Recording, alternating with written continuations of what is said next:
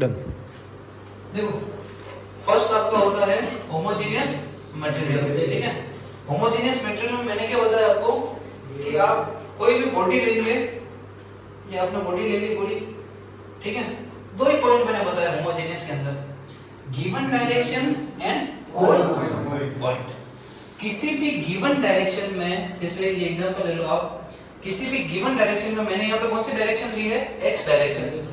किसी भी given direction पे हर एक पॉइंट पर, किसी भी गिवन डायरेक्शन में हर एक पॉइंट पर इलास्टिक प्रॉपर्टी आपकी क्या होती है, सेम होती है, उसे बोला जाता है होमोजेनियस मटेरियल। उसका जस्ट रिलेट करके मैंने बताया था आइसोट्रोपिक मटेरियल, उसके अंदर क्या बताया मैंने, किसी भी गिवन पॉइंट पर, किसी भी गिवन पॉइंट पर सभी डायरेक्शन में प्रॉपर्टी अगर सेम होती है तो उसे कहा जाता है आइसोट्रोपिक मटेरियल।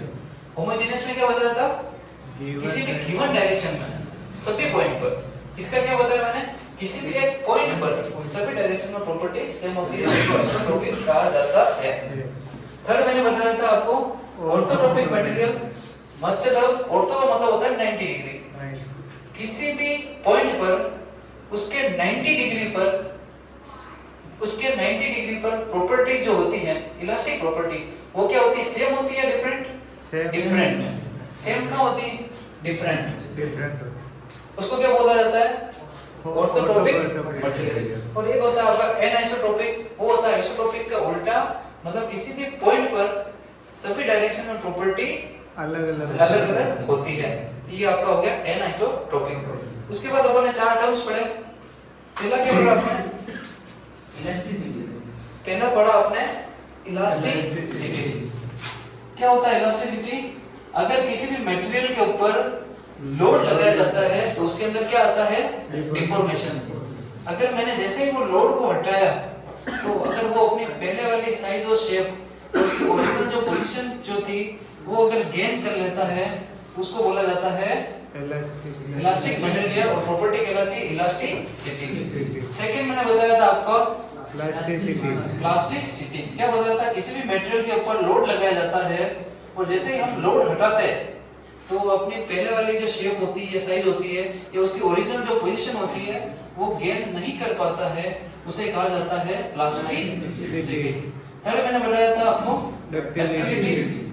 डक्टिलिटी में मैंने बताया था किसी भी मटेरियल के ऊपर लोड लगाया जाता है तो फेल होने से पहले क्या देता है, वार्निंग, उसको बोला जाता है डक्टिलिटी या डक्टाइल मटेरियल। और एक और बताया था किसी भी एरिया को या किसी भी मटेरियल को थिन वायर के अंदर खींचते जाते हैं, अपन टेंशन लोड लगाते हैं, खींचते जाते हैं, वो थिन वायर के अंदर कन्वर्ट हो जाता है, उस प्रॉपर्टी को भी क्या कहलाता है, क्या कहा जाता है, डक्टिलिटी। और लास्ट था आपका ब्रिटलनेस। किसी भी मटेरियल के ऊपर लोड लगाया जाता है तो वो टूटने से पहले वार्निंग नहीं देता है, उसे कहा जाता है ब्रिटलनेस। जैसे एक एग्जांपल ले लो, ये चौक का, इसके ऊपर देखो मैं लोड लगा रहा हूँ, टेंशन लोड लगा दूं, टेंशन लोड मतलब खींचना, देखना लोड लगा रहा हूँ, क्या इसने वार्निंग दी थी क्या टूटने से पहले, नहीं।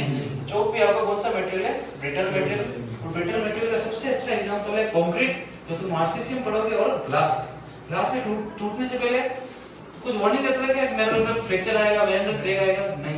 वो कौन सा मटेरियल है, ब्रिटल मटेरियल। डक्टाइल का एग्जांपल है स्टील। टूटने से पहले क्या होता है, डिफॉर्मेशन आता है, वार्निंग होता है, ठीक है।